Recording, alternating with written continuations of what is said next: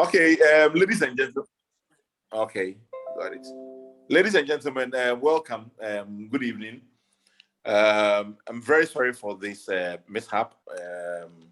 Maybe I should have just stayed in my home to do the presentation, but I decided to come here because the internet here tends to be much, much better. But being the weekend, I think something must have been done to the system.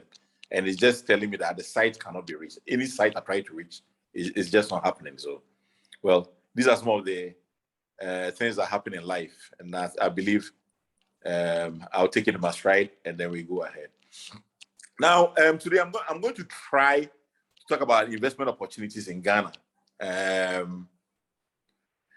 I must say, I doubt if I'm going to say anything that is really new to those of you here.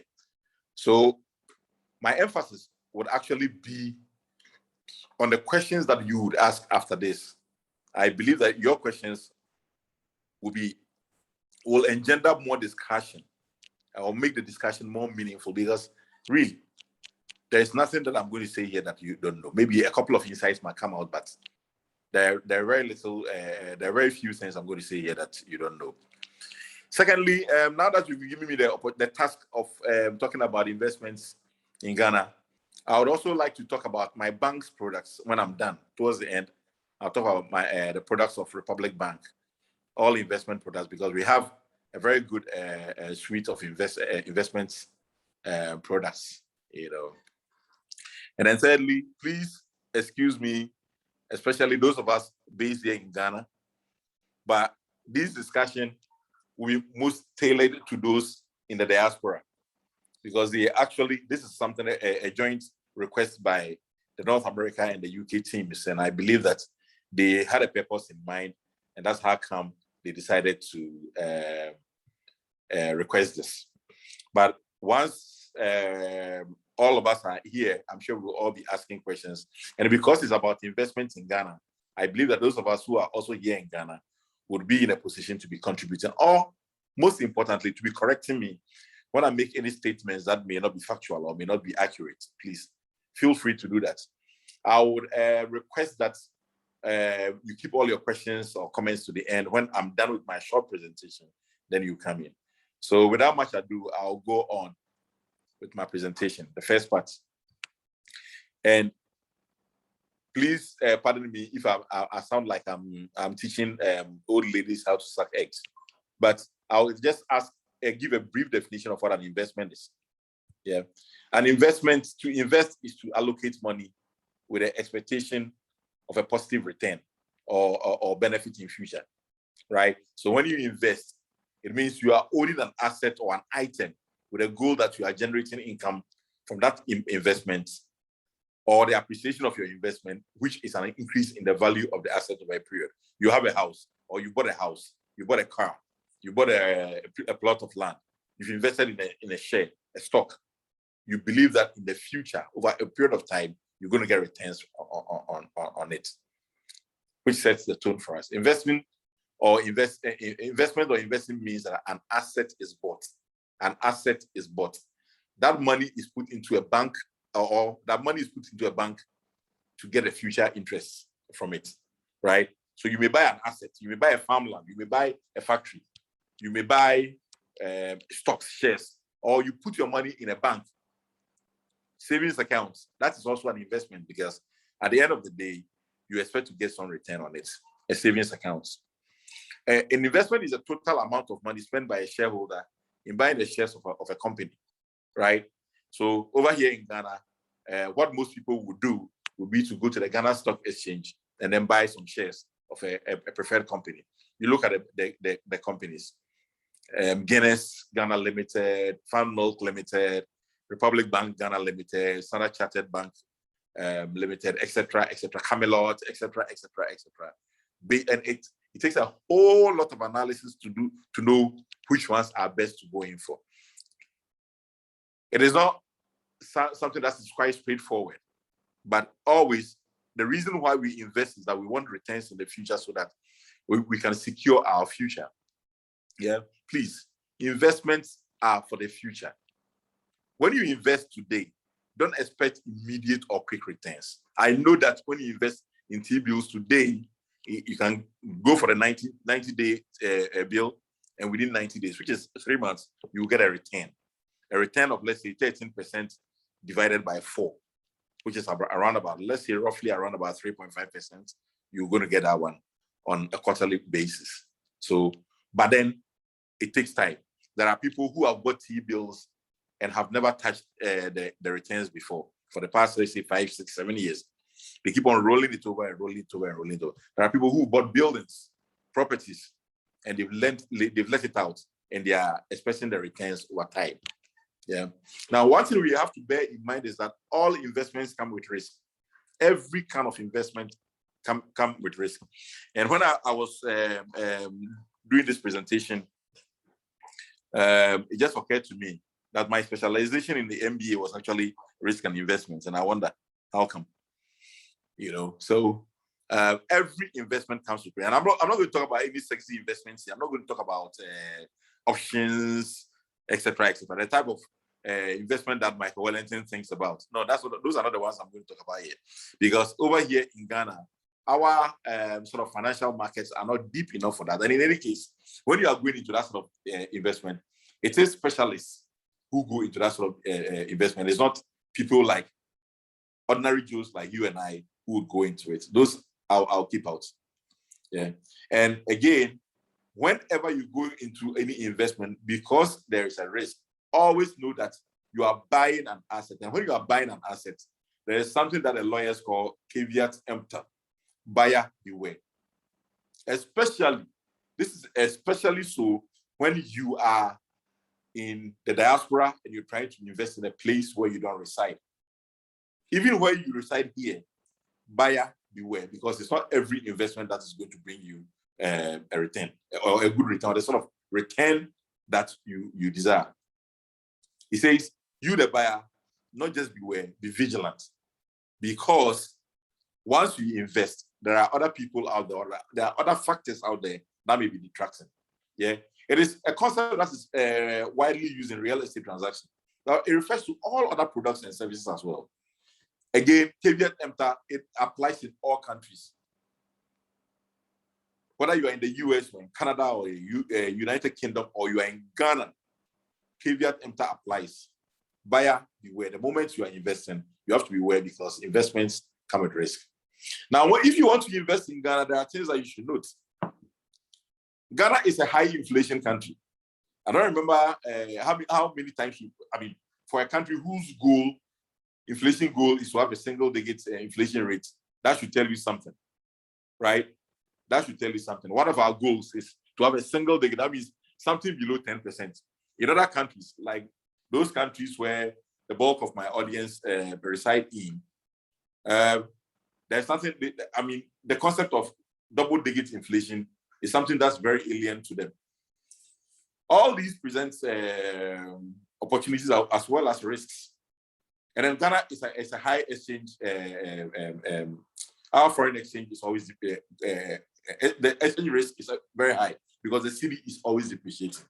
According to informed sources, between 1965, when the Ghana cedi was launched, and the year 2000, when we redenominated, the Ghana cedi had depreciated by 10,000 times. And so, for those of you who may be wondering how come they said 10,000 cedis then now became 1 cedi instead of 1,000 becoming 1 cedi. That was actually one of the rationales behind it. The cedi always depreciates. In some years it's better. In some years it is not so good. There has been a year that the cedi actually depreciated by 34%. Now 34% means that the cedi had lost 1/3 of its value, more than 1/3 of its value. Yeah. So all that one is also. That one is also an opportunity. Depending upon how you look at it, it can be an opportunity or it can be a constraint. Depends on how you look at it. Now, Ghana also, because of the nature of our economy, we are a high interest rate economy. Interest rates are high. Typically you borrow here, and your interest rate is going to be something between 19% and 25%, if not more. I know in the United States, for instance, you You may take a personal loan from a bank for like 3-4% or 5%. I mean, mortgage rates are very low in the United States and the United Kingdom. And then I can imagine what it would be like in Canada. In some countries like Japan, they actually have negative interest rates, which means that when you put your money in a bank, you actually don't get anything at all. The bank rather takes some money from you. But in Ghana, when you deposit your money here, you may get between 3, 4, 5, all the way to 14, 17, 18%, depending upon the amount of money that you have. But in the same way, when you borrow, you also get a very high interest rate slapped on your borrowing. And so those are some of the things you have to note. We make no qualms about something in Ghana. Our infrastructure is inadequate. Again, you can look at it as an opportunity or a constraint because there is a business opportunity out there. Utility costs are high. When you go to America, you see everybody, especially those in the south, in the southern part, they switch on the air conditioners and they never switch them off. If you try that thing in Ghana, you pack out because the utility bills are very high. I'm sure the people in the UK know this very well. I mean, in the UK, they switch on. If you go to visit somebody, you go to lodge with somebody and decide to switch on the lights, rough. They might start squeezing their face at you, frowning at you, and you yourself will sense it and move out quickly. It's very much like that here in Ghana.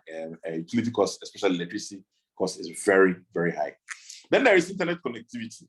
It's an irony that I have to state this one here because when I thought my internet connectivity was the best, is when it has let me down.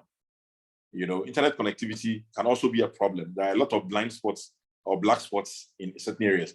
Internet connectivity can be high in very good in lots of areas, but data costs are still not as cheap as you find in the developed world. You know, other things that you have to note about Ghana is that labor is cheap. Labor is really cheap. I mean, and it's not just the shall I say the informal labor, but even the formal labor like medical doctors, other professionals like lawyers, bankers, etc. Our rates are very, very cheap. It all provides you with an opportunity or a constraint. Exchange control regulations. If you bring your money in, would you be able to take it out again? There are certain limitations that on that, and you have to be aware of those things before you invest in Ghana. If you bring your money in and you don't document it properly, when the time comes for you to take the money out, it becomes a problem. If you're taking out money more than 10,000, I'm very glad that my senior colleague Elliot is here, who works with the central bank, so he knows these things better than I do. If you're taking out $10,000 or more, if you're taking out more than $10,000, you have to show some documentation for it. Then, what has become the norm in the financial world these days? I mean, I say these days as if it's just these days, but it's actually been on for, let's say, about 20 years now, since I joined banking. What we call KYC regulations, know your customer. In previous times, you could just sit in the UK and we'll open an account for you. You could sit in Germany and we could open an account for you. These days, it's not that easy. You have to go through certain documentation in order to have your account open for you. If you are in the United States, for instance, then FATCA rules also come in, you know, because they are saying that if you earn money outside of the United States, you have to file some returns, and the government wants to know. So all those rules come in. It's not that easy. When you come in, first things they ask is, where is your residence? Where are your documentation? Things like utility bills to prove your residence all become an issue. But luckily, we have a way of going around that by getting someone who's a customer of the bank. So for instance, if you want to go to come and open an account in Republic Bank, me as a customer of Republic Bank, not necessarily as a staff, as a customer of Republic Bank, can vouch for your identity when you provide all your identity goods. But in terms of the residence, etc., if you don't have utility bills, I could do that for you. Any of us here, and please, as I said earlier on, I'll be directing a lot of my presentation at my colleagues, our colleagues in the diaspora. If you want to open an account here, ask any of us, those of us who are here, so that they can vouch for you in terms of your proof of address. We can easily do that for you. The Bank of Ghana regulations actually allow for that, especially because you are a low-risk account opener. Now, whether you are in Ghana or you are outside Ghana, you have to see Ghana as an oyster for investments. All you need is money. In Ghana, all you need is the money to invest. If you have the money to invest, the opportunities are limitless. Trust me, and I'm not exaggerating. Ghana is a green field. Look, we lack so many things, so it's easy to provide a solution and make money out of it. If you come to Ghana, or if you're in Ghana, you live here in Ghana, and you say you want to sell what we call provisions, fast-moving consumer goods, there are 1,001 people selling that. You will sell, people will buy, but your returns will be small. If you want to sell cement or petrol, you will sell, but your returns will be small. Yeah, they say the higher the risk, the lower, the higher the return. I mean, there's perfect competition in the market. Everybody is competing. So everybody goes for the lowest price. So you have to sell volume. But there are some areas that we just lack. Towards the end of the presentation, I'll show you those areas. I've labeled them the new areas or the growing areas or the areas of potential. I've labeled them. You see that. In Ghana, there are a whole lot of things. I mean, sometimes it's for those of you who live outside, I believe that when you come down here, you look at something and you're like, I could easily do this. The problem is that sometimes you need government regulation to be able to do the really meaningful things. Talk about like tolling of roads, for instance. If you want to toll roads using an electronic system, you need government collaboration to do that. You just cannot do it on your own. But if you want to open a high-end fashion shop, you don't need any government regulation to do that. Yeah. So those are standards are low. Standards are very, very low. So this is a country that is yearning for quality. I remember very well in the year 2001 or 2 thereabouts, when Barclays Bank then, I used to be at Barclays Bank then, decided to launch what they call prestige banking, which is a specialized sort of banking. I mean, where they cater to customers in a specialized way. You go, you have your own suite, you go inside, you have a personal banker who talks to you when they give you a beverage, a cup of coffee or something. I mean, very personalized service. Some people raise the issue about the cost and said, are you sure Ghanaians are going to like to pay 5 cedis a month for such a service? They expect that to be done for them. People said no. It was a big debate as to whether to introduce it in Ghana or not. Barclays Bank introduced it then. And it became a very common thing.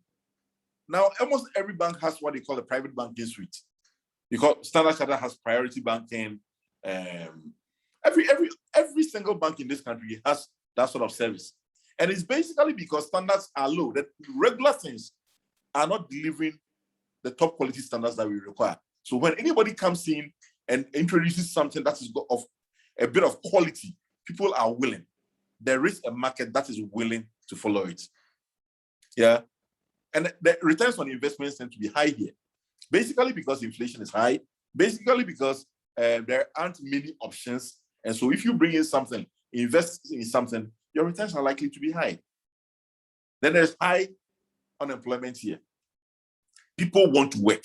People want to work, but they just, let me speak some tree English here. People want to work. Right? And so if you are able to provide some just decent wages, slightly decent wages, people are willing to kill themselves for you. If you give them the proper supervision, the proper resources, you supervise them properly, people are willing to work and work hard. There is this notion that goes around that Ghanaians are lazy, Ghanaians, they have poor work ethics, etc. I can assure you that a lot of people who say that judge from the performance of people in the public services. It is never like that in the private services. As Tony Asari, our own colleague Tony Asari, one day pointed out to me, when you work in construction, one day when it is raining and you've given somebody a contract to dig a trench, you see somebody wearing raincoats and excavating a trench because he knows that if he works for this period, he's going to get this amount. If he excavates 100 meters, this is the rate, and he wants to do it as quickly as possible. It's all about how we structure our contracts and how we go about paying people. We like to pay cheap. And if you pay, what's the saying? If you pay peanuts, you get monkeys. If you pay top quality or a good dollar, in Ghana, you don't even need to pay that. Because what we call the top dollar here, it's not really top dollar anywhere. It's not top dollar anywhere. Labor costs in the advanced countries are such that they impact the price of everything. You go to an area pub to go and buy a pint of beer, I'm sure in Grazzo's area or something, and you pay like £3.50 just for a pint of beer. £3.50 times 8 is what, 24 Ghana cedis. So you buy a pint of beer in an area pub, not any swanky place, an area pub for 24 Ghana cedis. And the thing in the UK is that they don't even serve you. You actually have to go to the tap to go and pay and buy. It's pay as you call because labor costs are high. It is not like that in Ghana. In Ghana, there's a lot of unemployment that people want to work. I mean, I'm sure you guys have seen the videos that have gone viral about people who are striving to get employment in the prison service, in the Ghana Immigration Service, and the fire service. Basically because all these well-educated, skilled people don't have employment. And so it is an opportunity for you as a potential investor. If you open a pub today in Ghana, in any area, you will see the number of people who will come and ask you for a job. If you open a restaurant today, a chop bar today, you see the number of people who come and ask you for a job. If you start any construction business, you see the number of people who come and ask you for a job. Again, finally, in Ghana, we have vast lands. Vast lands. Mr. President, can you try to guesstimate the amount of the percentage of land that is occupied in Ghana?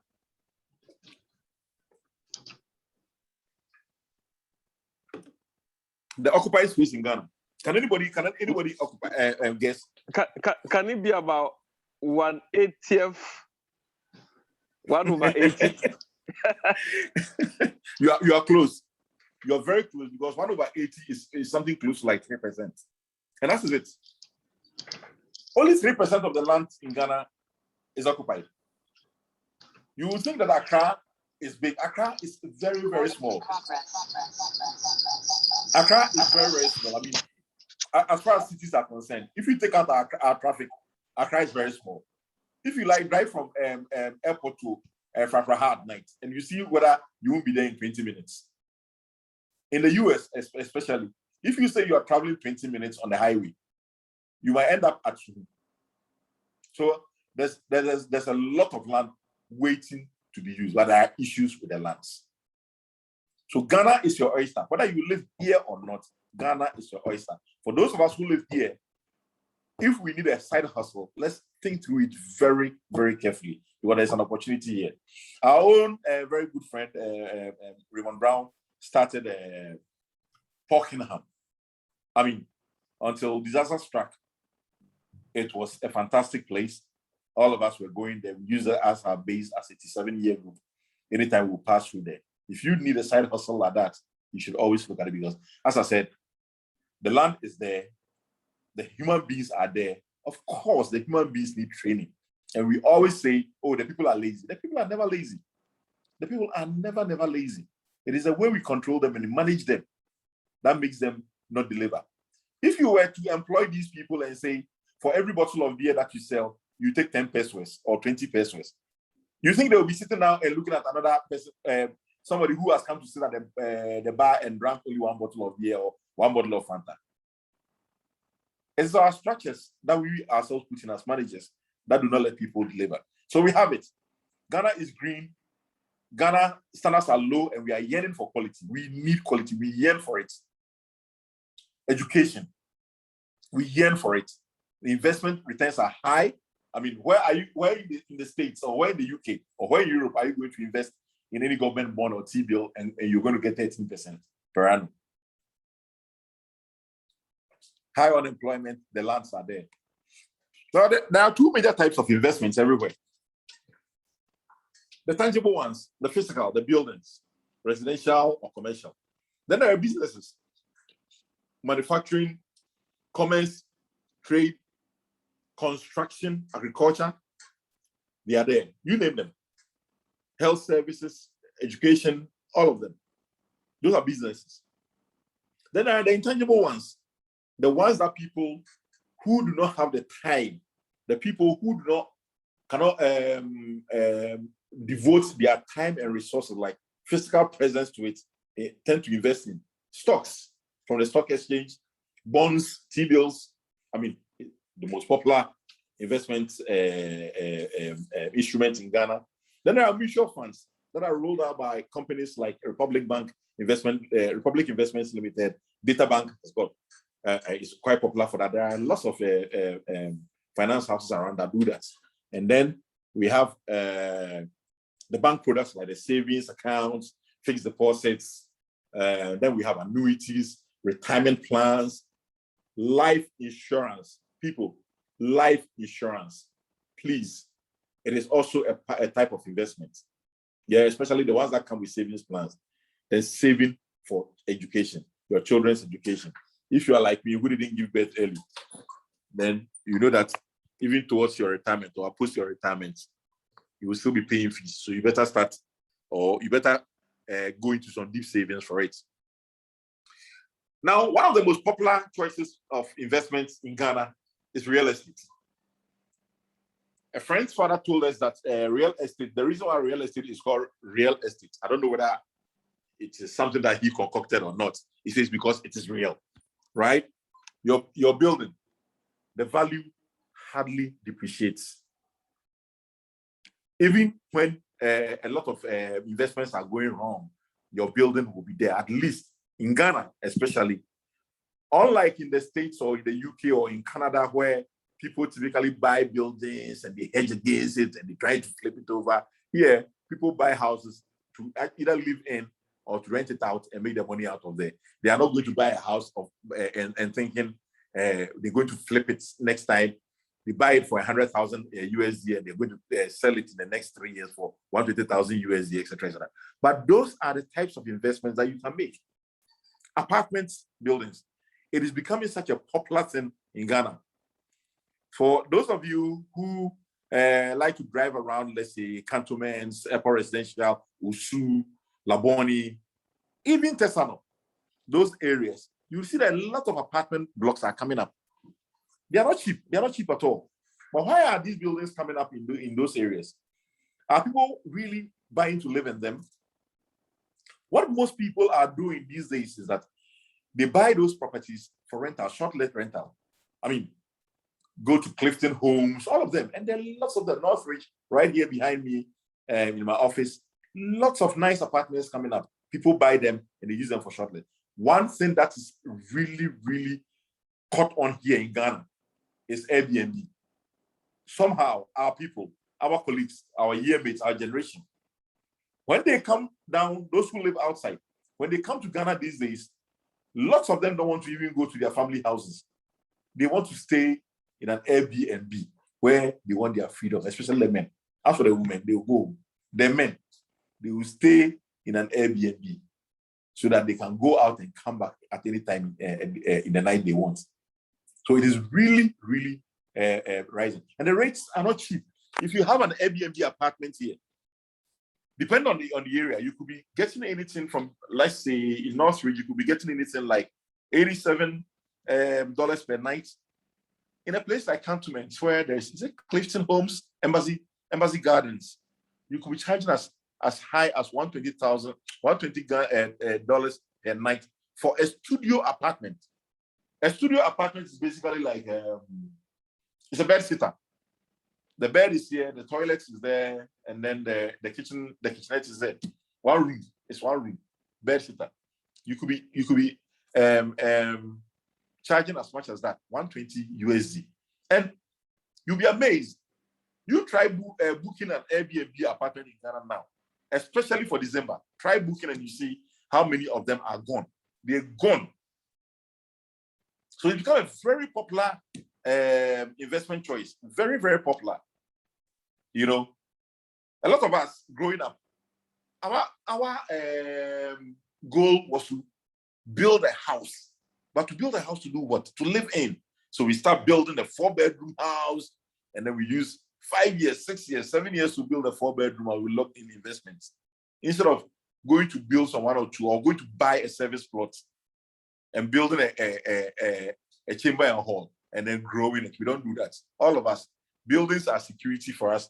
We were not seeing it as investment, but these days, buildings are investments.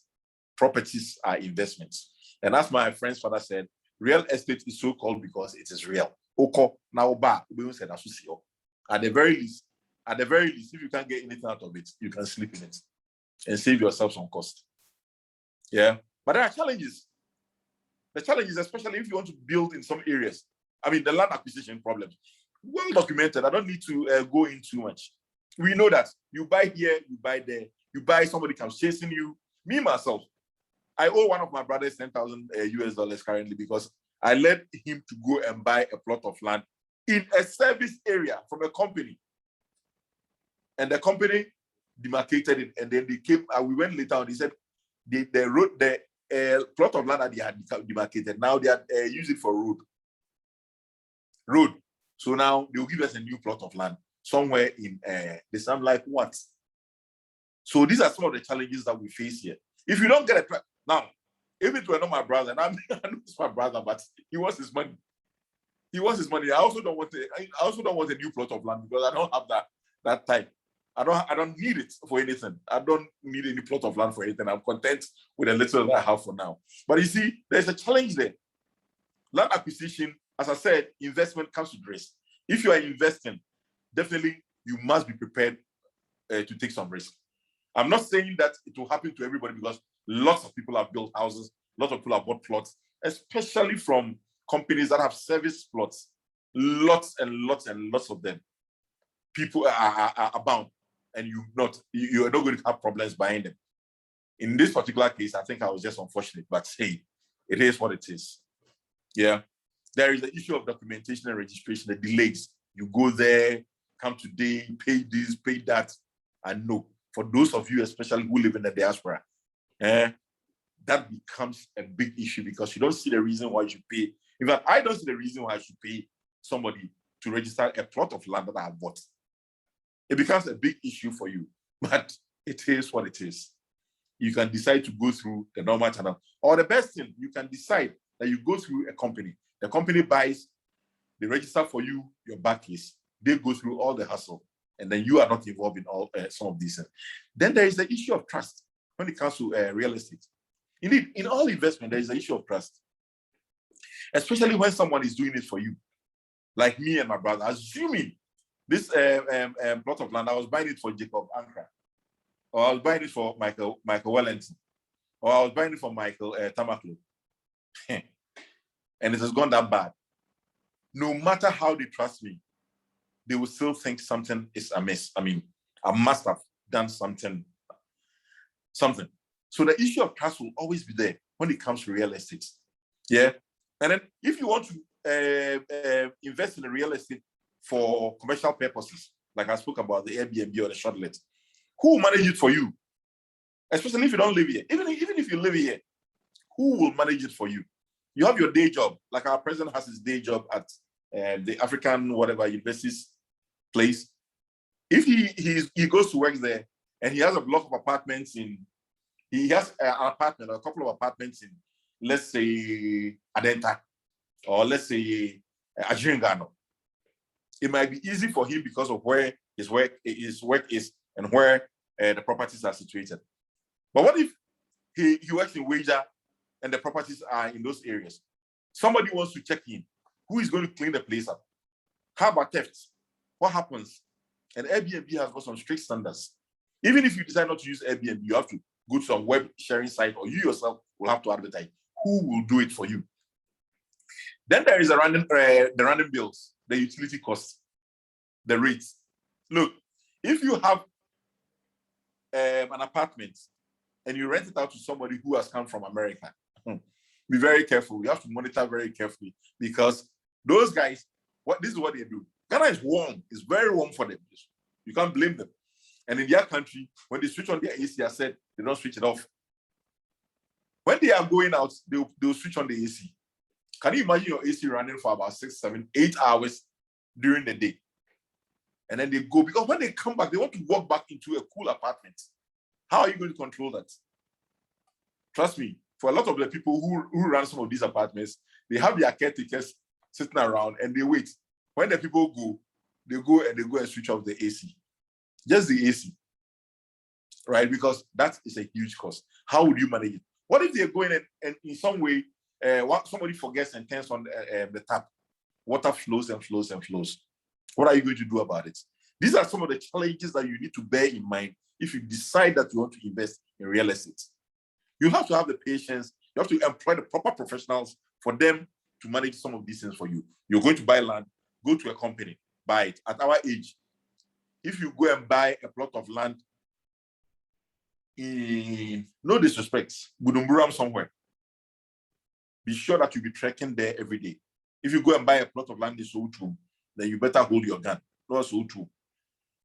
If you want an investment property now, see whether you can buy it in an area that is less stress-free. Of course, that also comes at a premium.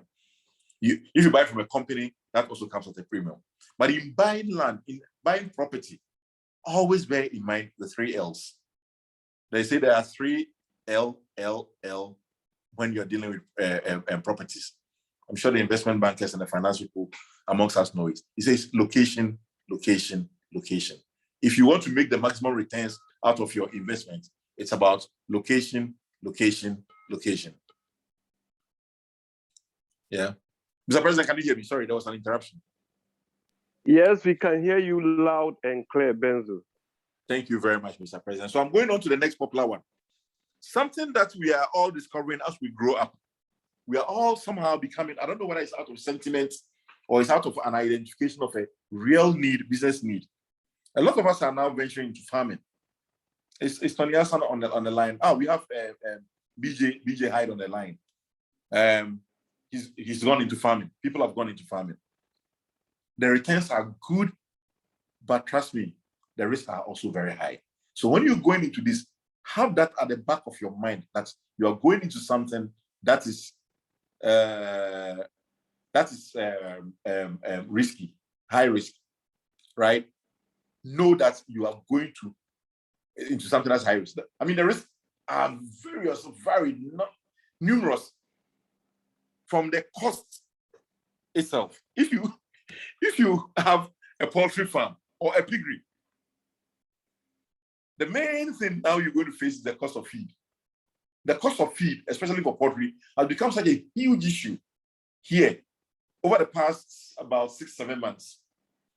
You'll be amazed. You have to be prepared for it. As a farmer, are you going to be a resident farmer or an absentee farmer?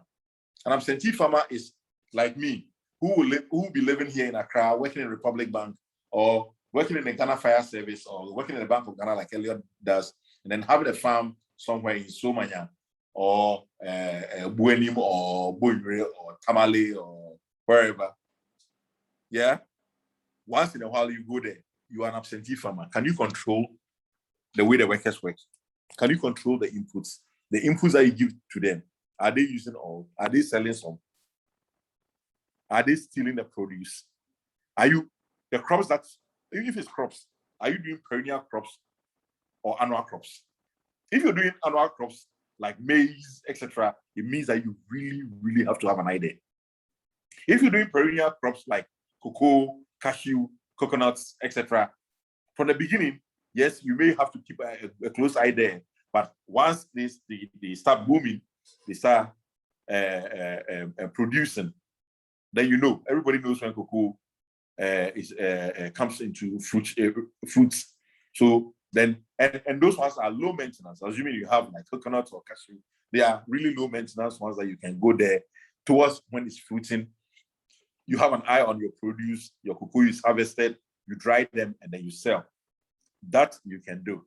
But if you want to be doing annual crops like rice, like maize, like cocoyam, etc., plantains, etc., you have to be there. If you want to be doing livestock, you'll be sitting here in Accra, or you'll be sitting in Kumasi, or you'll be sitting in Canada, or you'll be sitting in Tom's River.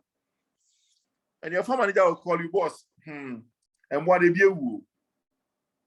Yeah, you go. They'll tell you that the chicken are gone, they're dead.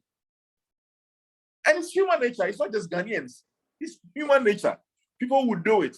They will steal. People steal. It's normal that people steal.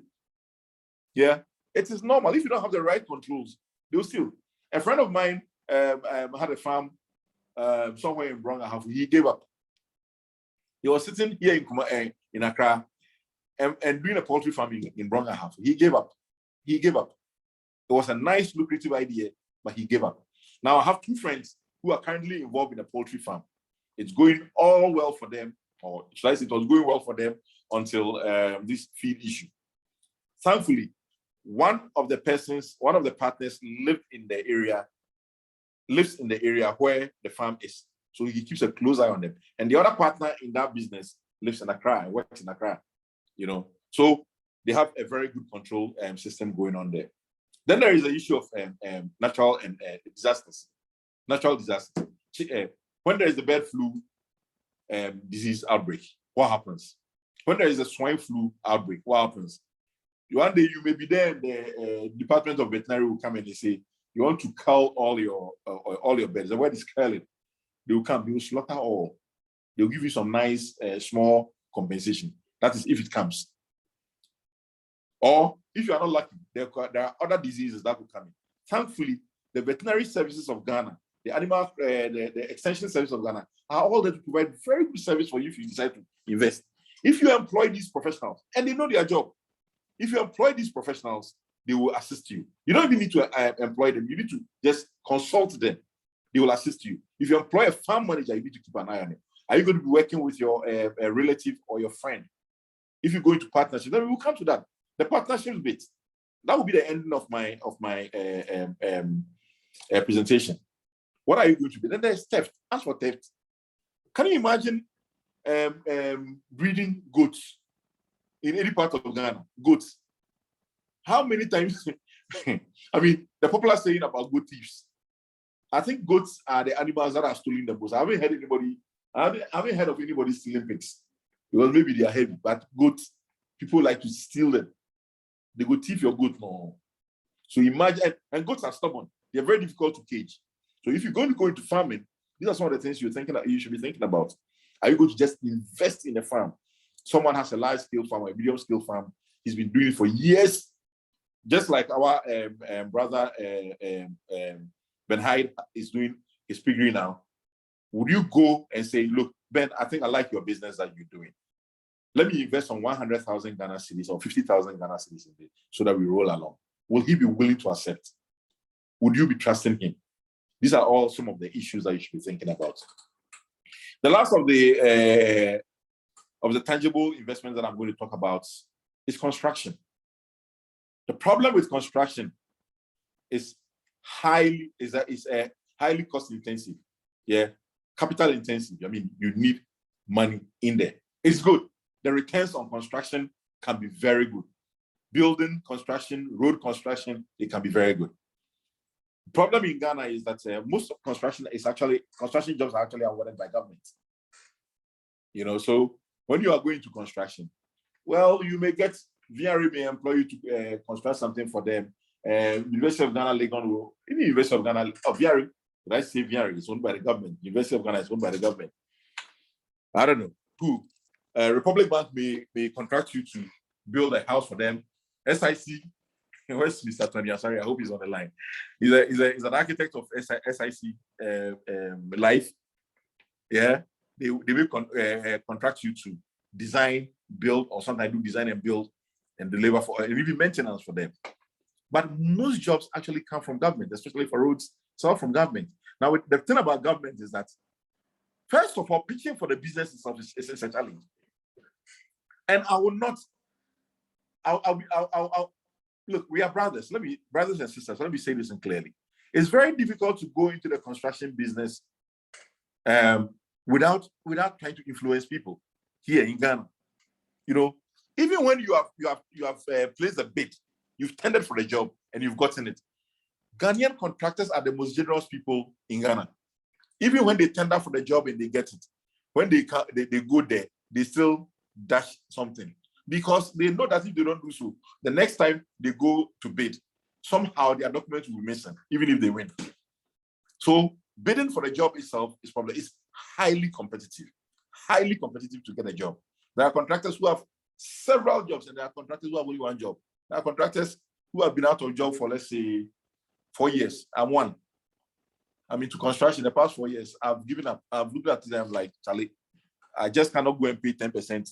If you get a 6 million Ghana cedi job, what is 10%? 10% is 600,000 before you are given the job.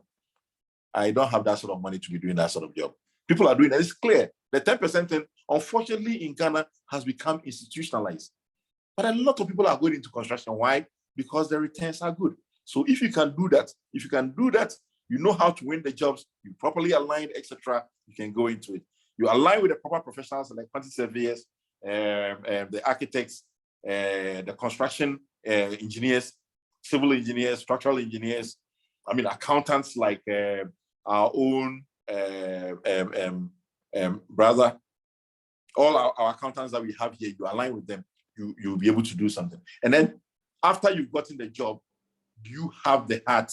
Do you have the capacity to wait for a payment? Because there can be delays in payment from certain government corners. First time my company did a construction for Get Fund. Within about 2 months, you put an interim payment certificate. Within 2 months, you get payments. You put you deposit your interim payment certificate. Within 2 months, you get. No, now we did it, and we've completed the first block of buildings. We were paid nicely. We were paid. We also did our due diligence. We also did our duty. You know what I mean? Did everything all right. Next job came. We went to bid for it again. And those days, the jobs were there plenty. They were doing schools under trees. You go, you bid, you get. Even there are some people, the very big contractors, they will go bid, and then when they finish, they sell it down to you. Say you give me some 2% or something, or I like you. Some people actually do that. They bid for the jobs and they say, look, Bernard, I like you. I know that these jobs are too many for me. Let me give you one for you to do. A 6 classroom block. Come here. 6 classroom block for me is more than enough. So I do that. The second time we went in, Charlie, you raise an interim payment certificate, you take it to Get Fund. Now, 8 months, payment no they come. Your workers are going.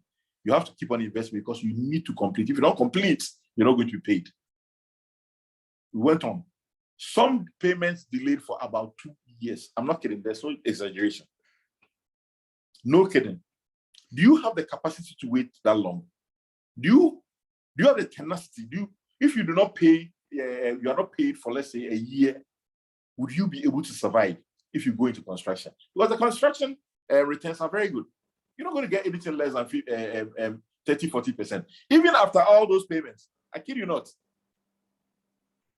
Would you be able to withstand that? Do you have the capacity to employ accountants like our own good friend Gapti, for them to do all your returns accounting for you? Would you have the capacity to do that? And in a sector like construction, when you bring the workers to the site and you are not paid and you don't pay them and they demobilize, and the money, even when you are paid and you try to mobilize them, it becomes a huge issue. So you have to think carefully through before you go into it. As I said, all investments come with risk, but some come with more risk than others. Indeed, generally, the higher the risk, the higher the returns. Sometimes the high risk does not give any return. Just a minute, please.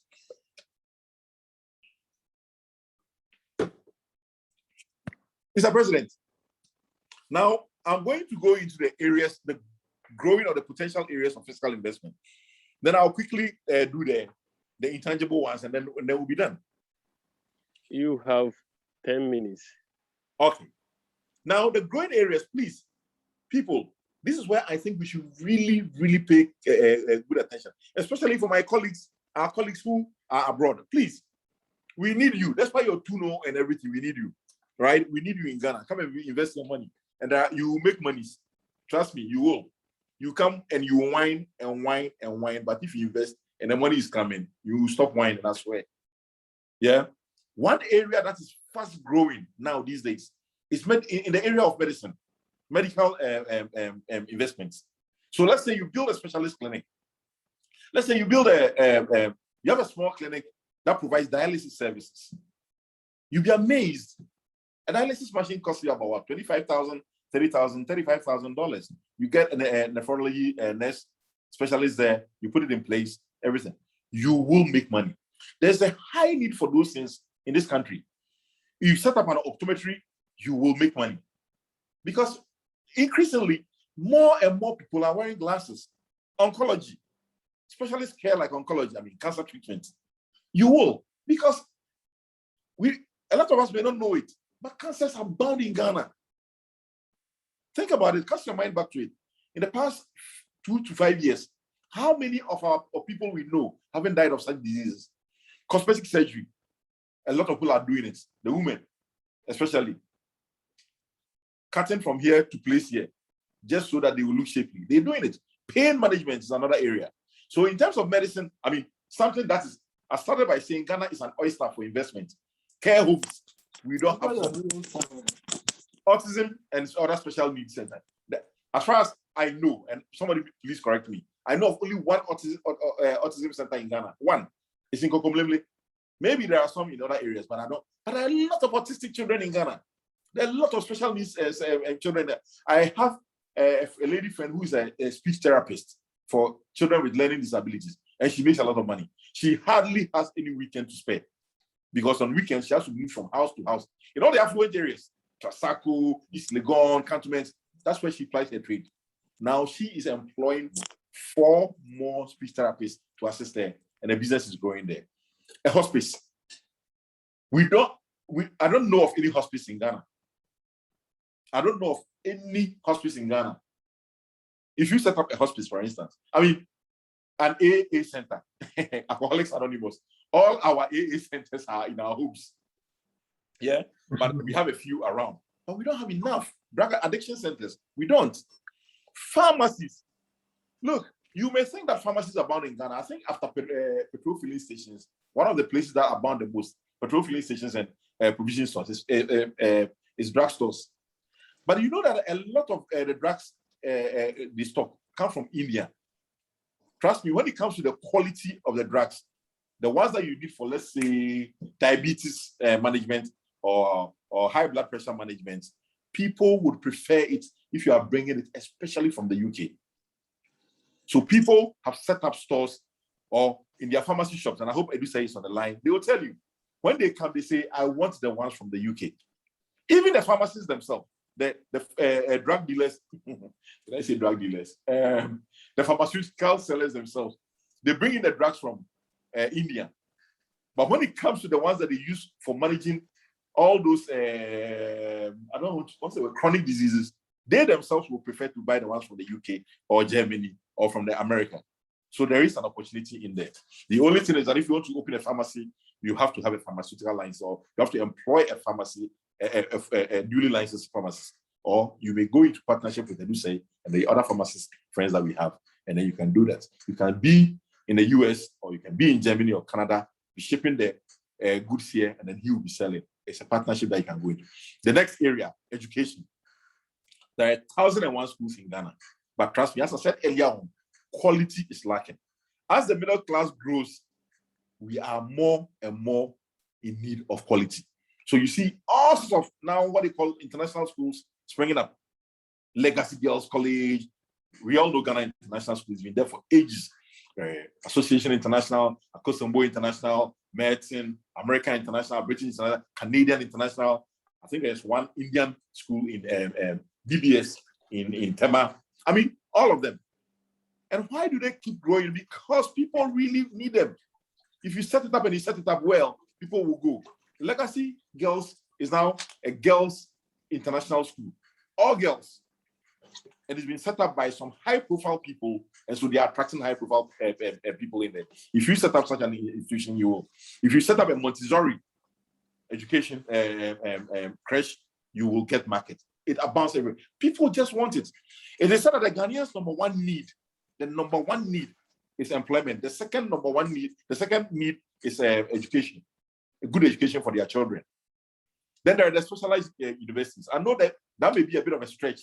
You may not have the money, but I'm sure you can work out something and bring a university here. Now we have UK universities that are represented here. What are the names of those universities in East Legon? Lancaster University is here. There's another one. I've forgotten. It starts with the W. All of them are here. Then there are the specialized universities. Ashesi is one. Ashesi is like Ghana's Harvard now.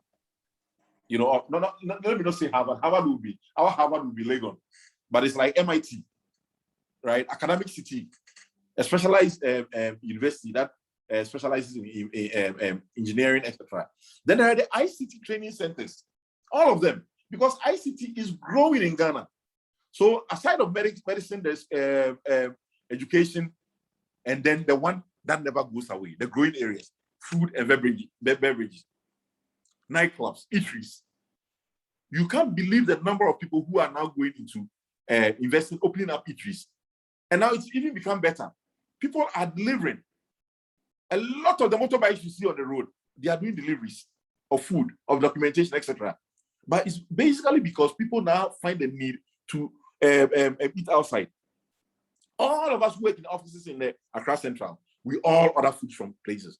And once in a while you hear, oh, somebody has left his banking job. Somebody has left his insurance job. Somebody has left his telecom job. Now he's selling wachi. No joke. Then the pubs and the lounges and the nightclubs. In Ghana, nightclubs abound. But how many of them are quality? In Ghana, pubs abound. I mean, as for pubs, I mean, I'm giving a nice name by calling it pubs. But the pubs are the nice ones. The bars are the ones that we know, the blue kiosk type. The liquor shops, liquor and wines, they are growing. These are all areas in which you can invest. The new kid on the block when it comes to investment now is fintech, financial technology.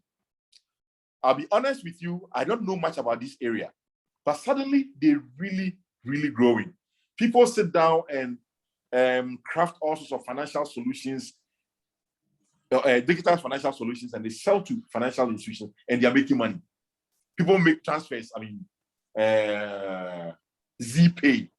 And that's how ZPay was formed by, the company was formed by 4 guys who went to Soul Clinic and they went to MIT, Ghanaians, and they've come here and they formed ZPay. Every transfer that is made through them, they make some 1% of it. Can you imagine 1% of 4 billion cedis in a month or a year? How much they're making? So those are some of the new areas in investment which you can be targeting. I said I was going to give you something about my bank, but I think that one I will just send to you. I can actually also speak to it about it. Then the intangibles, then we'll close. I've said it already. Treasury bills, safest.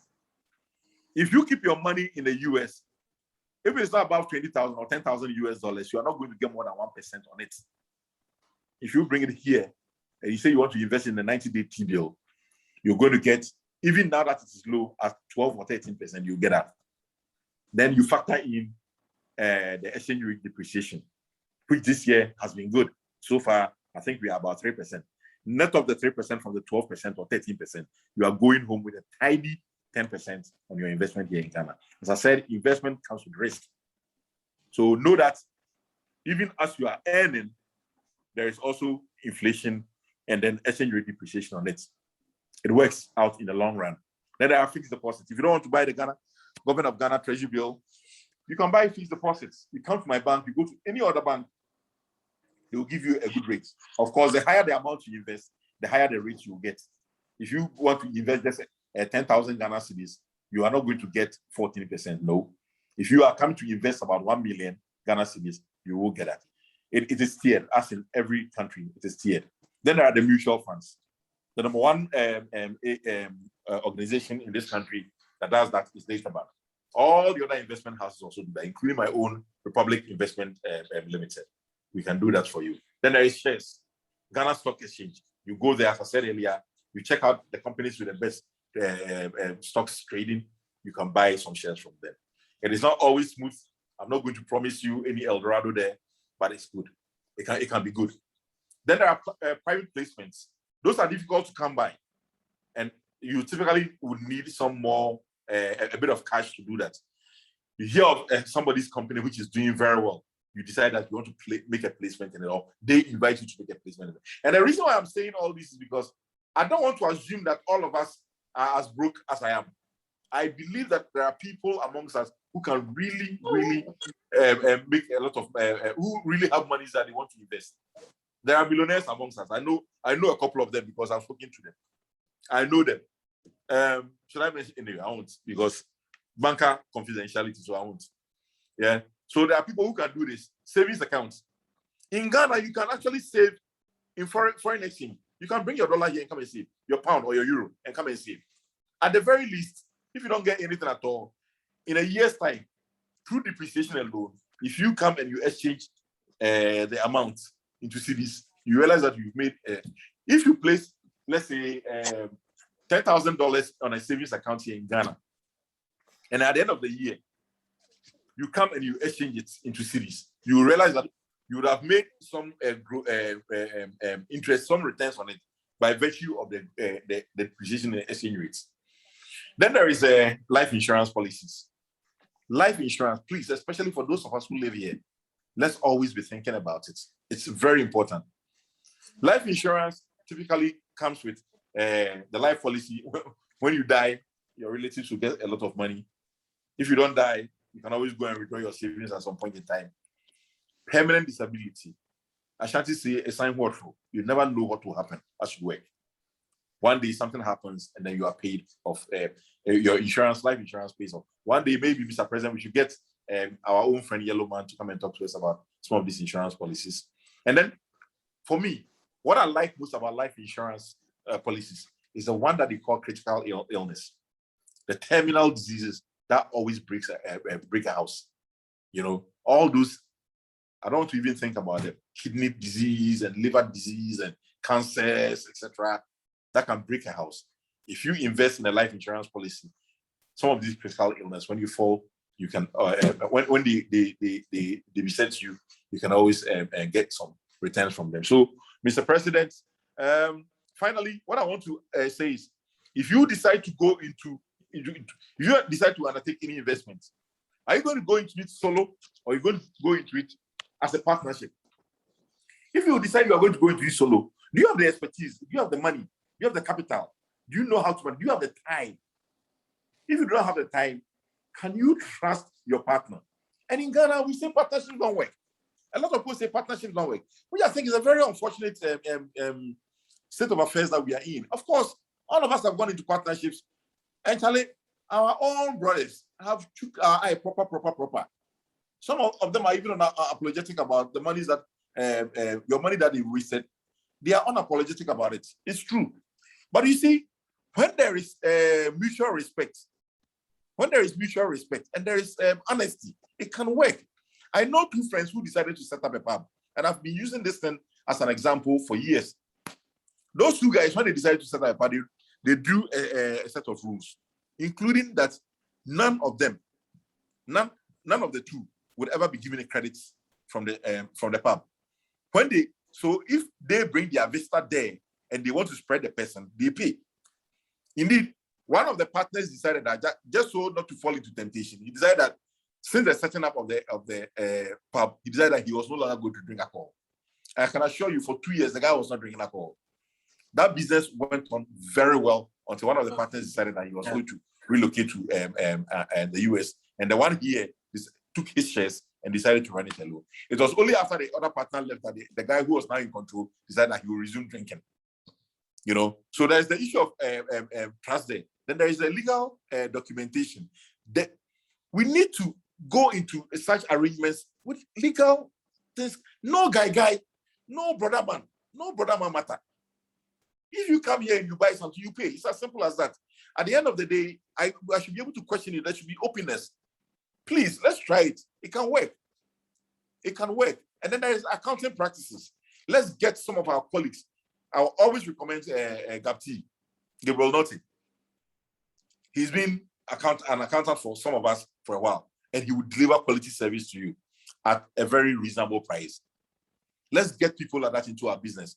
BJ Hyde, please employ the services of Gapti so that he does your accounting for you, for your farm. Do you have Mr. Hassan on the line? Please employ Gapti so that he does that for you. He is good. And he will help you do your annual returns perfectly. Yeah. Will you manage the business yourself or you hire a professional? the professional that you are even hiring, do they have the expertise? How would you pay the person? Would you give the person shares? Would you give the person shares in the returns? How skilled are your hirings? How do you control or manage them? These are some of the issues that you should be thinking about. Mr. President, I'll end here and ask for questions and comments, please. Wow. Thank you very much, Benzo. Thank you very, very, very much. 1 hour of non-stop delivery. What else can we say? We are so grateful. Colleagues, now it's time to ask questions. You can Mr. President, show... I think somebody, some people have posted questions over me. I'm a bit on before, so I can't see them. Yes. So you can read those questions out. Let me see. I haven't seen a question yet, but you can raise your hand if you have a question for Benzo. You can raise your hand. I'll go through the chat. William Ewa has a question. Okay. William Ewa says, are companies on the stock exchange in Ghana liquid enough to recommend them for investment? Yeah, that is Ewa's question. Oh, no, I think there are companies that are liquid enough.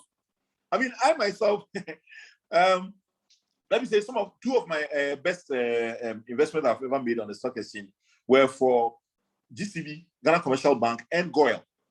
Unfortunately, when I wanted to go into construction, I had to liquidate those ones, but I got some very good returns on them. Of course, I've also invested in a couple of them that I haven't gotten any good returns on.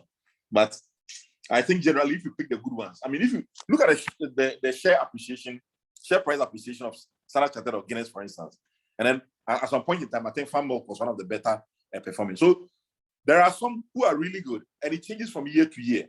So, and in investing in shares, you really have to keep a keen eye on the company's performance. People looked at the performance of Republic Bank half year, and suddenly our share price started inching up because they realized that our performance, we are delivering about twice the profitability that we delivered last year. We're delivering it. So people, being the logical people that they are, started also demanding our shares, and the shares going up. So yes, there are a lot of liquid companies in Ghana. I mean, MTN is one. They came in and people have made a lot of money out of it. The MTN is the first company in Ghana to have made 1 billion cedis in profits. 1 billion cedis in profit. No bank has ever come close to that before. But they made it. So yes, they are. Yeah, they are. Okay. Thank you very much for that. I think there are a few more questions. Let me see.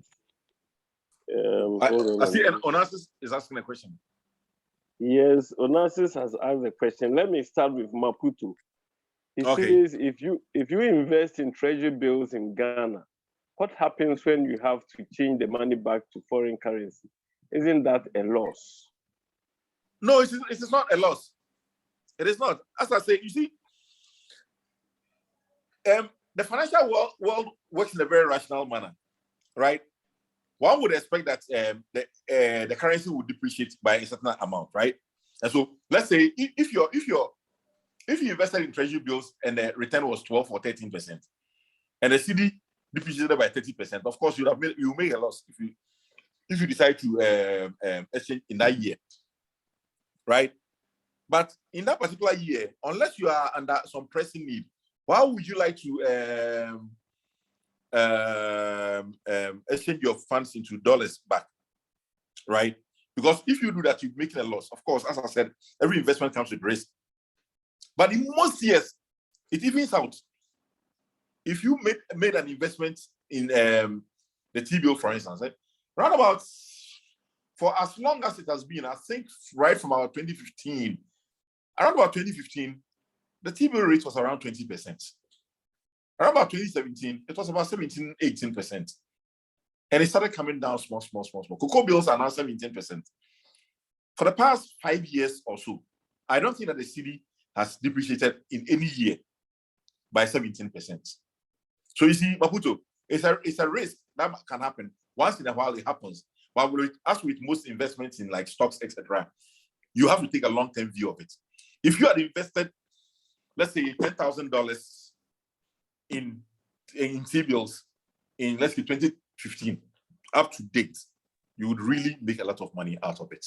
If you change it now into dollars, you would have made more than $10,000, much more than that over the past 5 years. So yes, there's a risk, but the risk is not that high, especially if the economy is doing well. Or let me say, if the economy is stable.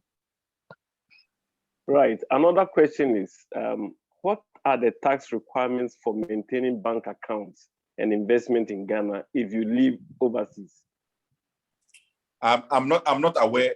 When it comes to, let me speak for banks. As far as banks are concerned, I'm not aware of any tax requirements, unless maybe in the US. If you are in the US, I'm sure maybe FATCA, you may have to file some returns. But as far as I'm concerned, and please, colleagues in the industry, you may help me, Elliot especially. As far as I know, if you have a savings account here or you bought some T-bills or fixed deposits here, I don't know of any tax requirements. I don't know. Let me put it that way. For Ghana Stock Exchange, on the stock market, I don't think that you are charged any taxes on your returns, because when I disinvested I wasn't charged any taxes on them. So as far as those two are concerned, there are no taxes. So if you have any tax obligations, they might be in your resident country, your country of residence.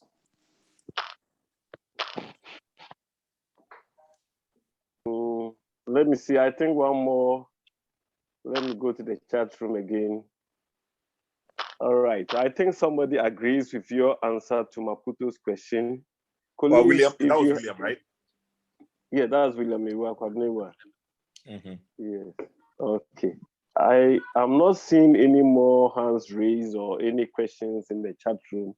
Do I assume that everybody is okay now? I thought Onassis. I thought I saw Onassis. Yeah. Which bank? Onassis asked a question, Mr. President. Which banks in Ghana offer investment services in ship finance? Okay. Question, sir. Yeah. I can assure you. I can assure you that Republic Investment Ghana Limited are very good with all sorts of investments advice and investing. So you may have to talk to them. Of course, it will involve ship finance will involve a lot, and it involves some specialist appraisals too. You know, so for instance, when we want to invest in an airline business, when I was at ADB, we were lending to an airline business. We actually had to partner with Africa Exim Bank, Africa Export and Import Bank. They have specialists who look at did a whole appraisal for us. I mean, I am a lender. I lend money. If it makes sense, I lend. If it doesn't, but the technicalities of lending to, let's say, or investing in shipping, we will need a ship appraiser, somebody who's a specialist in shipping investment financing to do the appraisal for us. I can do just vanilla lending, not this sort of lending, but we can. And it also, as I said, it will involve a lot of money. And so if you want us to invest 10, 20 million USD, then it means that we can employ the services of an appraiser who would be able to, who charge us, let's say, 50,000 USD and do a good appraisal work for us. And then we will do the investment. So if you have the time, come and I'll introduce you to the investment people at Republic Investment Limited. And then you see the services that they have. Then you can talk to them. Okay. Michael Wellington wants to ask a direct question. So, hear me? Can you hear me? Yes, we can hear you. Excellent. Benzo, thank you. Awesome introductions and great content. My question relates to setting up investment companies in Ghana, right? So if you assume that everyone on this call has some shekels, some pennies, $100, $200, nothing, right? Imagine the scenario of setting up an investment LLC in Ghana, which taps into some of the intelligence you've talked about in different industries, right? And present to the team or the group and says, here are some investment opportunities, here are the related risks, right? As an investment community or team, here are our guiding principles when it comes to deciding where we invest our money, right? And then making requisite investments, because you brought up a very, very good point, which is something that has haunted my family forever, which is that of we're not there every day. We don't understand the finer detail and the challenges around inherent with some of these investments. However, there are people who do, right? And so what about creating an investment club where those of us with something to put away can invest in it, and knowing that these are long-term investments, i.e. you're not cashing out in the next 3 years, 5 years, you're leaving it alone for the next 10. It could be your, retirement policy, whatever that comes with it. Sure. My question to you is it feasible to create such a club for primarily members of the people who are listening to you now and the extended community of our crazy people, right? Is it feasible to create something like that? And if so, what does it take to begin to understand what it's going to take to do it? Michael, that's a very good question. And I must thank you for asking this question. Is Tony Asari on this call, Mr. President? You see on this call? I'm not sure Tony is on the call. I really wanted him. I really wish he was on this call, because he and I are in some sort of investment club like that. Let me expose him. Yeah, he and I are in some sort of investment club like that. Yeah, and we've been in it for 6 years now. Yeah, not much. Every month you pay a token. I mean, depending upon how much you can pay, depending upon your income, etc. The returns someone invests, and it's not a big deal. Thankfully for us, in that sort of club that we have, and in this group, we have more than enough brains to do that. Yeah, we have. It's not even rocket science. A group of people, 10, 15, 20 people come together. They say, we're putting our monies together, and you are not going to be able to touch the money for, let's say, 1 year, 2 years, 5 years, 10 years. Yeah, let's invest. And that's what we did. And the rules are very clear in that sort of club. I actually have the Constitution. I'm the one who drafted the Constitution for that. So we say, until somebody, first of all, loses his job, until somebody dies, or somebody is beset with a critical illness, the people cannot touch it. And we invest. We keep looking. Today, T-bill is this. Let's invest some here. Today, this is this. Of course, when the banking crisis happened, we lost a bit of money because some of the places that we had invested. And the thing I forgot to say about the investments is that you have to spread your risks. I'll add it to my slide before I send out. You have to spread your risk. So, Michael, it's very easy to set up. It is all about the willingness of people to do that. And what you need is somebody to be doing the accounting for you. And in our case, thankfully for us, let me continue using that example, because we keep on, amongst my group of friends who are in that, we keep on telling ourselves that since we became friends, that's the only sensible thing we've done together. That's the only sensible thing we've done together. We've been contributing this thing for how many years now? And through that, we bought one apartment. We are on the verge of buying a second apartment, right? And I believe that it's something that can be done, So it's a very good thing. And when we were starting that sort of club, we said it's a coalition of the willing. We are 20 people on a forum, very close friends. We've known ourselves from our tech days. Of course, I've known Tony from our Accra Academy days. But all of us went to tech. We came together, and then we said, it's a coalition of the willing. If you are willing to join, please join. If you are not willing, please just stay away. If you think you cannot. 4 people decided that they didn't want to join. 16 people went ahead and joined. Yeah, and it's been going on and on and on and on. It's been good. So we can always decide to do that. Then what does it take to do the accounting? The thing about investing in Ghana these days, I mean, not just in Ghana, everywhere, is that it is very transparent. You put your money there, all of you have access to the accounts in terms of viewing. You nominate a couple of people to be doing, who can be signatories to it.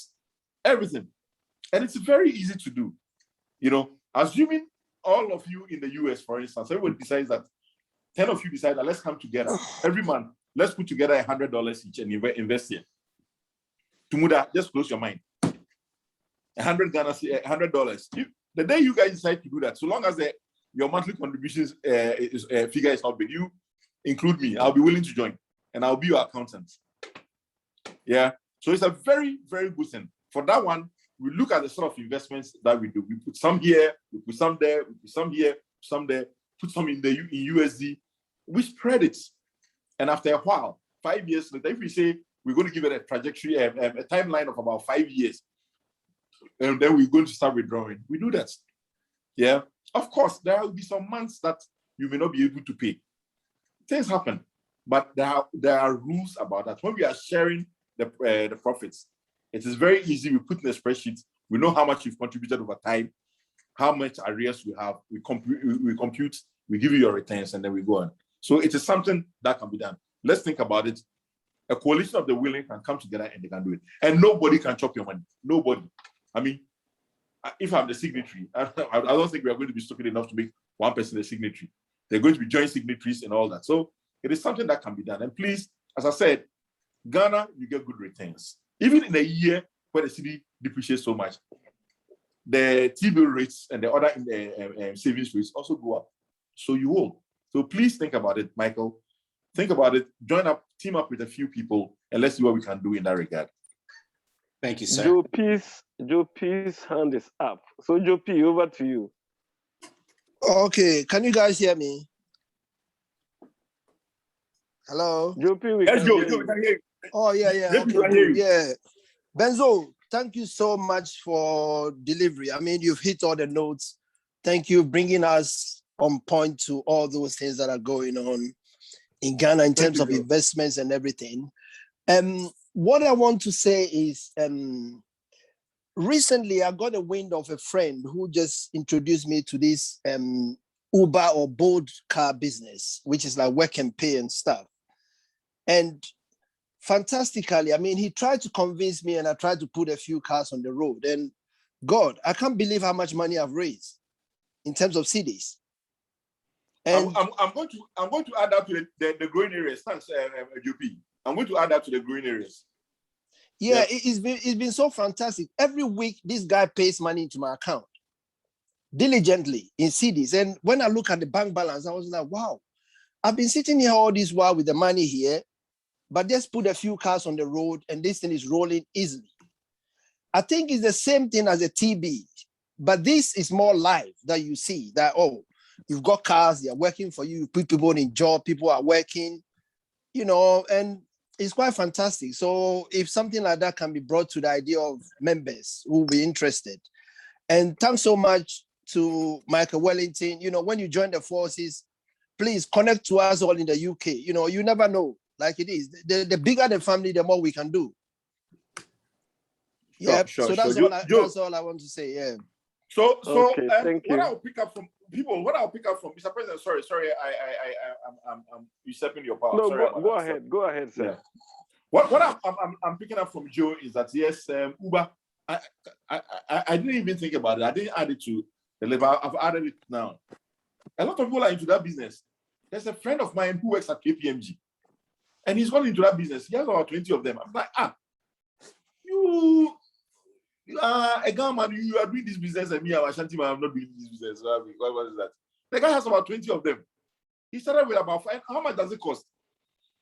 A Hyundai Elantra, a used Hyundai Elantra in the US, you can get it for $3,000 or below.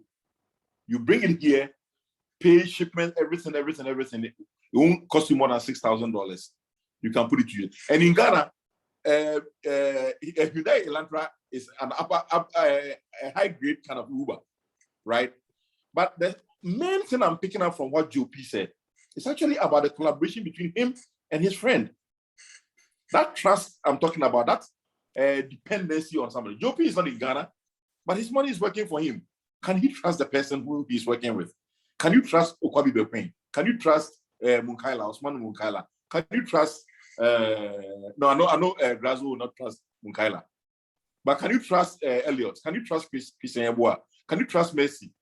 Right? All these people, let's think about it carefully and say, this is my idea.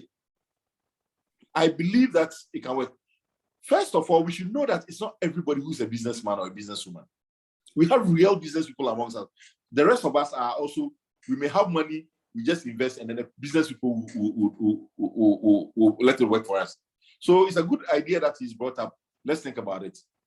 Yo, thanks very much for that. Okay, we have William's hand up.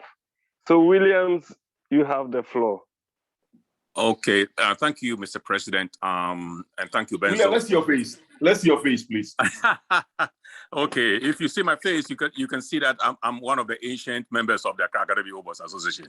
I am joining you from the 1976 year group, and this is my face. Oh wow! Oh wow! So, so thank you very much for this chance to participate in this conversation. It's really timely. You know, a lot of us have worked very hard, and you know, we are trying to see where to put our monies to be able to kind of, you know, benefit from these savings, you know, as long as possible. Now, I do have some accounts with Republic Bank, and this is why I asked the question about the tax requirements. You know, I do have some T-bills and you know, real estate investment trust. I don't know whether it's still managed by you guys or not. Yeah. But in any case, so we got letters saying that we needed to get a tax ID number. I live in the US. We needed to get tax ID numbers with Ghana Revenue Authority and everything. That's why I asked the question: what are the tax implications? I mean, because taxation can eat into your investment income. Sure. Here in the US, you know, is a big issue. I mean, taxation it takes all our money. Okay, so I'm just trying to say, okay, so in Ghana, what is the situation? I mean, yeah, they are saying that we need to get these tax IDs, and we need to, you know, be registered with GRA if we want to continue to maintain our accounts in Republic Bank. I believe it's applicable to all the banks. So that's why I brought that up. I don't know if you want to. Okay. Yeah, William, earlier I answered that as far as savings accounts, investment accounts, etc. are concerned, there are no tax implications here. Okay. For the stock exchange returns, as far as I'm concerned, unless the rules have changed in the past couple of years, as far as I'm concerned, there are no tax implications on them. Okay. Even if you live outside, we try to make it as flexible as possible. Now, the reason why the government is going very hard with this tax identification number thing, it's not actually targeted at savings accounts holders like us. Because there are a lot of people in Ghana who escape the tax net. And you see what government has done over the years. First of all, is the addressing system. You know, people used to say that we don't have a good addressing system in Ghana. Now we do. We actually have the streets named. Almost all streets are named. You know, most streets, I mean. And there's a joke about Konongo. When you get to Konongo, you see 52nd Street and all that. You think you are somewhere in Manhattan, you know. So all streets are named, houses are numbered, but the house numbering it hasn't progressed as much. But now there is a Ghana Post GPS system. When you now fill in any document here, they will ask you for that. And the government has gone ahead. Now there is a Ghana card, Ghana ID card. You must have it. Whether you're a foreigner or you're a local, you must have the Ghana card. And they are linking that one. They are linking that one to, how do you call it? The tax identification number. Ultimately, what they want to do is to ensure that everybody who needs to pay taxes pay them, because there are too many people out of the tax net here. So that's it. But your investments are not going to be affected, at least not now. If we start doing that, you guys will not bring your money here. We need you, as I say. We need your money. We need your money. Yeah. Okay, that's very reassuring. Yeah. Sure. Okay. All right. That's good to know. Sure. Okay. Thanks. I see Michael Wellington is being mischievous in the background, Mr. President.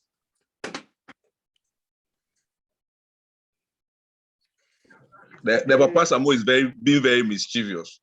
Hey, Joe Sticks. Okay, I think you would. Hey, Joe, dear. Joe Sticks. Joe Sticks. Please, we have we are working. Shut up. And then I think we wrap up. So, William Kwabene, you have the floor. Yeah, okay. Benzo. Yes, sir. So this is my question about the liquidity thing. Please, it's a real life situation that a real life problem that my father encountered with his investment in Famo on the stock market. Sure. So it gets to a point where, I don't have money. I want to go sell a few of my stocks. Are there readily available buyers for readily available sellers? That's what I meant by the liquidity. Oh, I get you now. I get you now. Yeah. I thought you were talking about liquidity in general. Okay.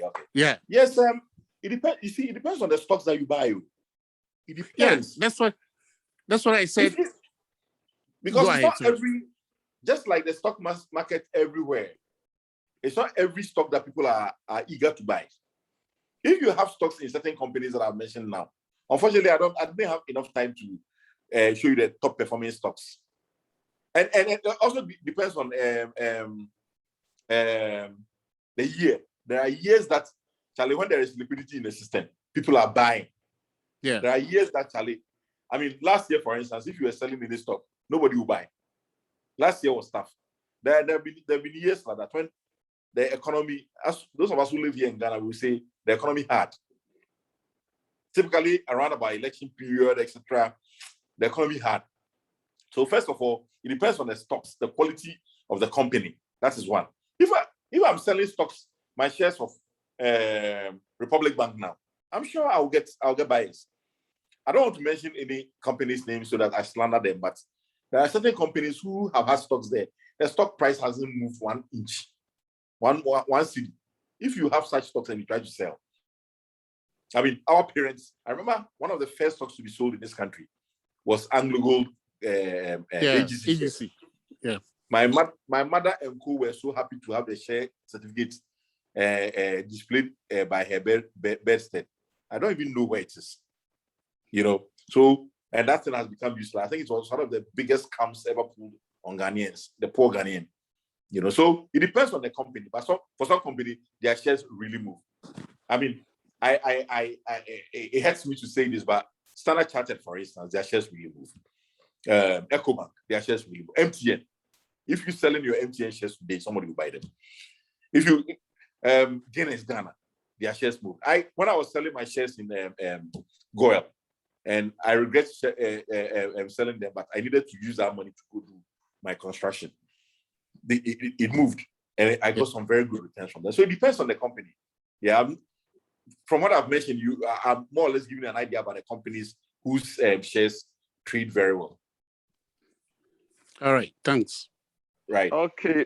The last one, Fifi Donko. This is the last one because we've almost exhausted 2 hours. So Fifi Donko, you are the last person to ask the question. Okay. I hope I can be heard clearly. Please show your face. Okay. I did show my face earlier, but I show your ugly face. More along the line. Those sticks. Okay, so my question. Hey. Maybe you can kind of react to this. Hey, you people, let the man ask his question. Okay, so when we talk about stock market, for what I know about Ghanaians, I mean, like my father, for instance, I mean, when they buy, shares in a company, they don't buy it to trade like how people, hedging and then shorts and longs and whatever and those things. No. They buy it. They buy the shares, and if you're a company that does not pay dividend, they don't want your shares because nobody wants to sell their shares. So it's not the active, at least that's what it appears to me. It doesn't appear to be that kind of active, market where, I'll sell today, I'm watching the price, is it going up? Charlie, let me, sell or buy or whatever, that kind of thing. So I don't know if there's some comments you can make to that, in view of this. And when how does this affect it? Because for what I know, people generally just buy, they look for companies that pay dividends at the end of the year, and they buy it and they hold it. Nobody wants to sell. Just like you were saying, your mother put the share certificate, in some frame and put it on there. I have it. I mean, if you are going to trade in the thing, trading is buying and selling. It's not only buying. If you are going to trade in that thing, then you don't want to put it even in a frame. Then also the second one, my last one, goes back a little. You're talking about the real estate and the flats and the apartment buildings and stuff. Okay, what I heard some time ago was that half of those things are empty. And that is actually just, money laundering, people who want to launder money, who want to, send some money somewhere, whatever. So they build them, they put the money in there. What is your knowledge, about that? Look, let me, Mr. President, please let me answer the second question first. Yeah, then I'll go to the first one. There is money laundering is real, right, Fifi? The money laundering is real. I mean, and one of the most regular routes of money laundering is actually real estate. So it's real. I cannot pinpoint. I don't have any evidence to say this one is that, this one is that, this one is that. And the thing you say about a lot of apartments being empty, there are certain areas. Once again, I don't want to slander anybody, but when I meet you, I can show you a couple of areas. Say you pass here. If you want to see apartments that are empty, wait, pass the place around 8 p.m. 8 p.m. everybody's at home, right? So you see the lights there. Okay, we know the empty ones. We know but having said that, there are people who are doing real, genuine business. My own board chairman, I have so much respect for him and what he's doing in the real estate business, the Airbnb business. Mr. Charles Wen is the lawyer. He and his family, they have about 5 apartments dotted around Accra. And I know it because I book when my friends are coming, my family people are coming from the US especially, and they want apartments. I go and I always look for Charles's apartments to book for them because he keeps them well and they're nice. Rates are cool, $87, $97 per night for a 2-bedroom in Northridge, right? So a lot of them are there. There are people who are doing real, genuine business. And there was one that I booked for one of my cousins in 2020, even when with COVID, where the person actually lives in the house and has used what we would have called in those days a boys' quarters as the Airbnb place. Screen it off nicely so the family doesn't get to interact with this the guest, giving it a different exit, entrance, etc. So there are people who are doing. In every business there'll be the shady people. Even in banking, there are people who are investing laundered money in here. So that's one here. And then your first question about people not trading shares. It's like that everywhere. The difference is that our market is not that deep, it's not that sophisticated. How many companies are there in Ghana? In the US, you can say by the performance of the stock market. Yeah. In the UK, we say FTSE 500 or something. The way it performs is a reflection of the economy. Here, not really. A lot of it's quite a novel concept here in Ghana. It's quite new. It may be, how old is our stock exchange? 30 years, maybe. In the US, in those countries, they've been trading in shares for years. It's become a culture of the people. There are people who sit down. There are people who trade in options. One day, I think we should let Michael Wellington tell us about those sexy financial instruments. They are not even trading in the shares themselves, but the change in the shares, they are even trading in it. So, but here, there are people who trade in shares. I'm sure you've heard of people like Mr. Ofori. Is that the popular share trader, Ofori? He's made so much money out of that. Is it Daniel Ofori, I think? Yeah. They buy shares, they sell some, they buy, they sell, they lose some, they win some overall. So, yes, our market is not deep enough. I mean, I don't remember the last time I think the last company that joined the Ghana Stock Exchange was MTN. Before MTN, the 30 or so companies that have been there forever. We have the likes of Camelot, Frank Wood, etc. A few ones who are not really big. The Aluex, etc. Yeah. So it is not sophisticated yet, but there are people who are really trading in it, and people want shares. Somebody posted on our page right now that you buy stocks or shares for 2 purposes. Either you make gains from the stock price or you get dividends. So somebody can decide to hold it until it appreciates. Somebody has also posted, I think it's, who is it that posted that Farm Milk shares, since he purchased it, has the share price appreciation is 495%. And he's saying that in this year alone, year to date, from January to date, the share price has appreciated by 95%. Boss, that's almost a doubling of the price. So if he decides to sell today, if he decides to sell to some institutional shareholder today, he's going to get a double of what is that. So the market is there. There are the good companies, there are the laggards, and there are always like that on every stock exchange. Yeah. I hope that answers the question.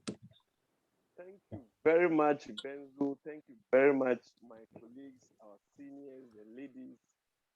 There is a saying that a good conversation never ends. Benzo, if you don't mind, we are putting next week. Mr. President, we can't hear you. We can't hear you. I said, Benzo, can you hear me now? Yes, I can hear you now, boss. Yes.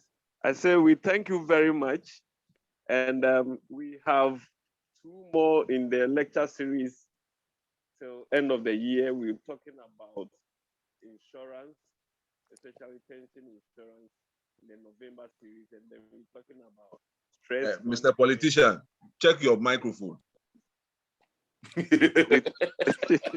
We're talking about stress management as well.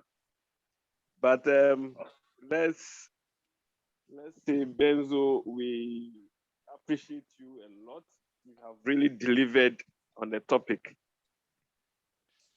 We extended an invitation to the AOBA Council members, and I'm happy to say that 4 non-87, 89-year groups joined us. And then we also have some 2 ladies who were actually not our mates who also joined. We want to use this opportunity to thank everybody. And having seen that this series is gaining popularity, we want to kindly request that this will not be part of our normal meeting, but then we want to institutionalize the lecture series because we have the men. We have the men to deliver. So thank you. We'll call it a day for now, but then the floor is opened now for socialization for the next 10 minutes. But officially, we say a big thank you to you all for making it 2 hours of non-stop delivery. May God bless you all. Until next month when we meet again virtually. Take care and goodbye. Maputo. Boys, you guys are awesome. Abibata. Charlie, Yobi, you will link me to the Uber guy. You will link me to the Uber guy. Hit me on the side, Charlie. I'll go hit you. I'll go hit you. Be a cracker guy, so no worries. If you so, yeah, hit me on the side. Yeah. I'll go hit you. I'll go hit you. Yeah, no problem. Benzo, thanks so much for the presentation. Benzo, big up to you. Yeah. I beg.